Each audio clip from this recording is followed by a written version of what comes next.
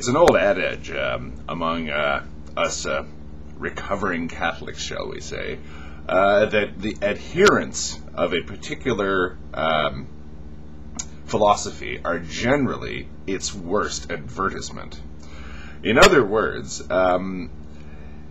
if I'm going to sell you on an idea, the best thing for me to do is to actually show you the idea and present it as the idea in and of itself. If I show you the other people who are actually following it, you'll probably get turned off. And this doesn't apply to just religious people. It applies to many, almost any philosophy or point of view that you care to bring up.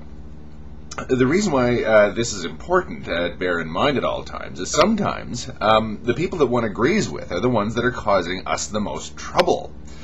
There are plenty of people, I think, of liberal bent or of free-thinking bent or of, shall we say, secular bent that are a little bit uneasy with people like Michael Moore or George Carlin or Pat Condell, because they overstate the case in an unnecessarily vicious manner, an unnecessarily hucksterish manner.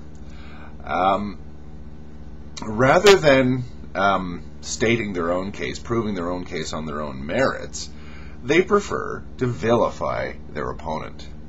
Now, people who actually are watching this, who are among their adherents. In other words, if you're sort of a thoughtful, moderate member of a particular point of view or a particular philosophy, you tend to just ignore people like that and say, well, yes, I know, he's right, but I don't really agree with his methods.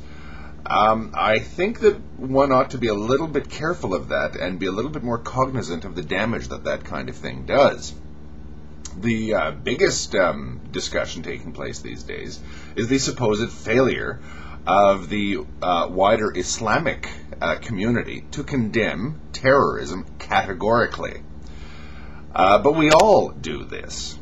We all tend to go softer on the hard people on our own side. And this leads to an escalation where people stop behaving in a civil manner because I'm not denouncing the person on my side who is kind of out of control or very much out of control. They sort of say, well, secretly this guy is glad that the fanatic on his side is being so harsh. So I'd better get a few fanatics on my side and be equally harsh, or maybe I just better play as dirty as he's playing. So then you get all the tactics that you see employed here. The people that are actually doing all the botting and flagging and this kind of thing probably believe that they are some sort of Horatio at the bridge, that are the last defenders of a not really a hopeless cause, but a desperate cause, but a right one. So they have no choice but to fight dirty. They've been put in this position by their opponents, by the vilification of the militant atheists, or the vilification or vituperation of people who strongly disagree with them and caricature their own beliefs in an unnecessarily harsh way, and disrespectful way, I might add.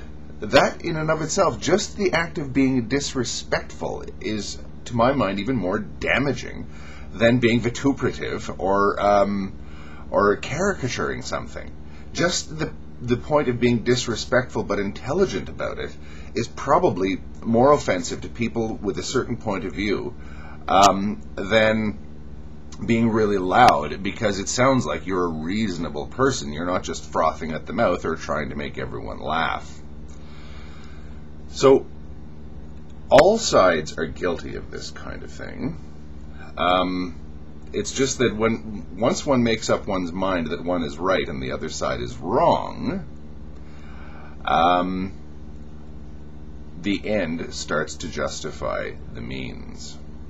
And I don't think that the Bible thumpers or the atheists, or however that side of the equation cares to define itself, have a monopoly on this.